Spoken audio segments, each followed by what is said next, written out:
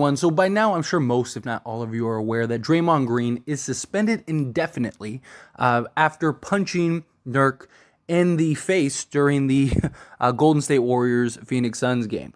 His antics are just getting more and more carried away. This guy was just suspended for 5 games, literally less than a month ago, and then turns around and does something like this. I don't know what is going on with him. He's always been about the antics. He's always had just kind of like his dirty moments and stuff, but it just seems to be a real trend the last year with him. And it's just like it's getting worse.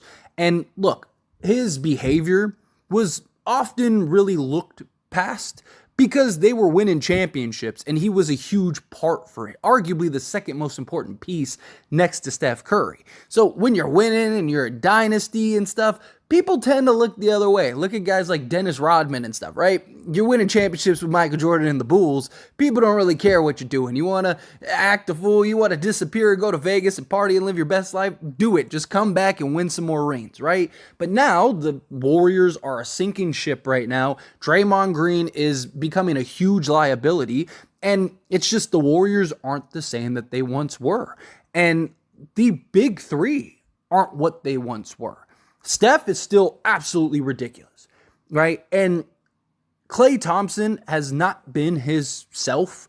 He is not having a great year by any stretch of the imagination. He hasn't been atrocious or anything, but he hasn't been the Klay Thompson even of last year. Draymond Green, Draymond's been shooting the basketball a lot better. He's really had a resurgence with his shot, but again, the antics, it's just, the juice isn't worth the squeeze anymore when it comes to Draymond Green. And I really think the Warriors at some point are going to have to make the tough call, right? They're going to have to start unloading guys.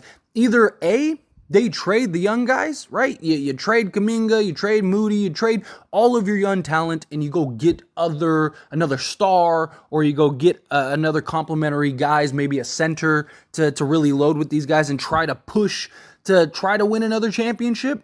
Or you go kind of the retool, get a little younger, and hope that, Steph Curry with maybe another young star or if Kuminga or Moses Moody or somebody kind of step up into the next role, maybe you give it a year or so to kind of go through their hiccups, and then you make that push, and hopefully maybe you can extend Steph and potentially win another championship, right? Unless something drastic changes, I just personally don't see the Warriors win another chip. I think that their window is closing, and it's closing rapidly, and Draymond is very likely going to miss at least 20 plus games. He has to do all kinds of things that the NBA is requiring, as well as the Golden State Warriors, and all of those things are very likely going to take time. So, it's not even out of the realm of possibility, as sad as it sounds, that the Warriors don't even make the play-in this year. And if that's the case, right, you got to make the hard call. That was the whole reason of Bob Myers leaving, right? Was so that way, hey, if we have to start unloading these guys, you start unloading these guys. And I just think the only way that they're really going to be able to do that is to trade Klay Thompson. You're not going to be able to trade Draymond Green, at least this year. Maybe if he comes back and he kind of, rights the ship and gets his mind right and behaves himself right, then maybe a team would be interested in him, especially some of these younger teams.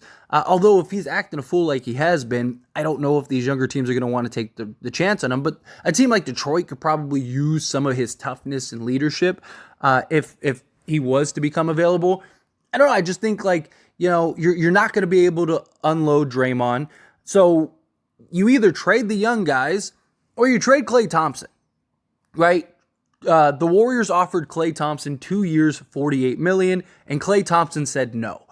I don't know, one, why the Warriors would offer him that much, and two, I don't think Klay Thompson is worth that anymore, right? I don't think he's more than like a maybe 18 to 20 million a year player tops. You can make an argument based on what he's doing this season that he's not even worth that much. Because he doesn't have the defensive edge that he once had. He's 33 years old, right? So, he's only getting older, although his ability to shoot the basketball, I think, will give him some longevity. And this year is like one of the worst years he's had in quite some time, right? So he's in 22 games thus far, he's shooting 39.7% from the field. So he's not even shooting 40%. He's only shooting 34.3% from three. Last year on 10.6 attempts, he was 41%. The year before that, he was 38%. He was 40.2%, 44%, 41%. This is the lowest three-point shooting percent of his career. The lowest before this season was the 2021-2022 season, which was the first year back from the knee and Achilles injury, which he missed 2 years, and he still shot 38.5%. Beyond that season, every year he shot 40% or better. But this year he's shooting 34.3%. I mean, he's not even shooting around league average. So that is a real problem. And he's averaging 15.4 points per game. So he doesn't have the defense he once had. He's not shooting the ball the way he once did, right? And the Warriors are a sinking ship. Problem is how many teams would go and trade for Klay Thompson. You can make an argument a lot, but he's making a lot of money, which means a lot of teams aren't going to be able to trade for him, right? So thus far, this is how the contract is looking. So he's in his final year of the deal. He's making $43.2 million. That's a lot of salary for a team to trade for to take a flyer on Klay Thompson. And he's a free agent. So one, it's got to be an organization he wants to go to. And two, it has to be a team that makes sense to go and acquire for Klay that would kind of put that team over the hump, because you would be taking a little bit of a gamble. But how much of it is just like you need a change of scenery? Maybe, it's just there's all the frustrations of the season, all the antics going on. You have these negotiations going on behind the scenes and all that stuff. The other thing is, too, is how much realistically does Klay Thompson want and willing to accept, right? Is it the money that is the problem with the 2-year, $48 million? Or is it the amount of years for the contract? Right? Because what if he would he take a 4-year, like $60 million deal, right? To where he's getting like $15 million a year, or maybe like a 4-year, like $65 million a year deal, or not a year deal, but total deal. If something like that, to where he's making, like $17.5 million, somewhere in that ballpark a season, then I think that more teams would be interested in him. But regardless, push comes to shove. Right? Let's say the Warriors are willing to trade Klay Thompson. Now, this is just a fun discussion. Take it too serious.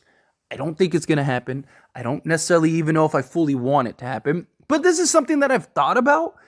And the more that I think about it, the more I kind of like the idea of going and trading for Klay Thompson. Bringing Klay Thompson to the Lakers. Now, obviously, there's the idea of Zach Lavine and DeMar DeRozan and those two guys. And I do understand that Klay Thompson, his contract would be pretty hefty. But if the Lakers are really considering trading for Zach Lavine, then you could trade for Klay Thompson. Now, Zach Lavine is obviously younger. He's, he can provide some rim pressure. He's more athletic, all that stuff. But Klay Thompson's experience and the amount of looks, quality looks that he would get alongside LeBron James. I mean, this would be the greatest shooter LeBron James has ever had, right? I mean, depending on where you put him with Ray Allen, right? But Ray Allen was, he was at like the tail end of his career. Like Klay Thompson could still probably have a couple more years. And I do believe that if Klay went to the Lakers, he would get back to 40+%. This guy could be a huge impact to the Lakers. Right? Like, I really think, like, let's say it came down to Zach Lavine or Klay Thompson. I personally might take Klay Thompson. I think that there's a real argument for that. Again, I understand his shooting has not been up to snuff, but look, Zach Lavine is having an off year too. And at least Klay, has championship DNA. He's hit big shots at big moments. He's not afraid of the moment. The amount of attention he would draw would completely open up everything for the Lakers. You can no longer double team Anthony Davis if you have Klay Thompson on the court, because you would have to worry desperately for Klay Thompson to get an open look or on the double or whatever, right? Like I just think the impact and the gravity that Klay Thompson would bring to the Lakers would be huge, right? Like, I do have concerns about what if he doesn't pick it up, right? Like, what if this is just kind of who he is? That that could be a bit of a problem. Like, what if he just can't get back? Like, this is who he is now for the rest of his career. He's just like a middle of the pack guy. He's basically like a role player. If that's the case, then yeah, that's a terrible idea and could be a disaster. So it would be a gamble, right? You're hoping that Klay Thompson can get back to being the Klay Thompson that we know and love. If he can do that, then the Lakers would be in incredible shape. And even defensively, like, he's not terrible this year defensively. So again, last year he was a 116.6, which was the worst defensive season of his career. The year before that, he was a 110, right? So this season, he's even worse at a 117.2. But to like put that in perspective, like league average is around like 115, 116. So right now he is just slightly worse than average defensively. But the Golden State Warriors have been terrible defensively, right? Like, they're not like really stopping anybody, where the Lakers are the best defensive team in the league. So Klay Thompson wouldn't have as much pressure on the defensive side. So I actually think Klay Thompson would be better defensively because he'd only have to focus on his assignment rather than like everything else, all the other assignments, right? So I think he would get back to being a 40+% three-point shooter. And I think he'd be back to being above average defensively.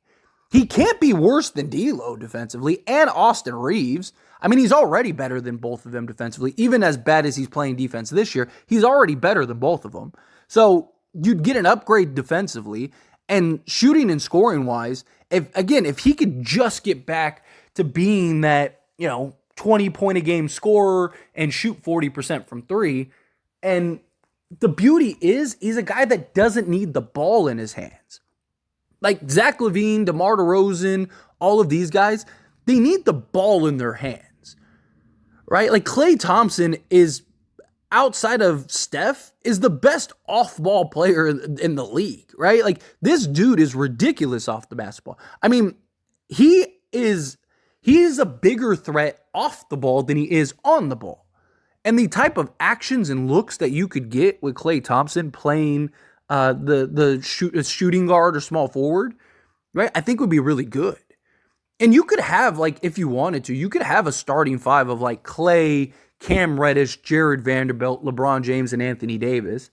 And now you have like just an elite defense. You're the best defense team in the league. You got that just dead-eye shooter that the Lakers desperately need. You got a guy that can just go get you 20 to 30 on any given night. Again, assuming he gets back to being the guy that he can be. Or if you wanted to, you could go with Prince. Prince has been shooting fantastic. If he can continue to shoot the way he's shooting, then basically you'd have Klay, Prince. So you got two guys that can play defense, shoot the ball, play well off the ball. You have, you could start Jared Vanderbilt to Cam Reddish, whoever you want for that defensive purpose, because at that point you'd have enough shooting and scoring along with LeBron James and Anthony Davis. I don't know. I don't hate the idea, right? I think Klay Thompson, LeBron James, and Anthony Davis could be a very formidable big three.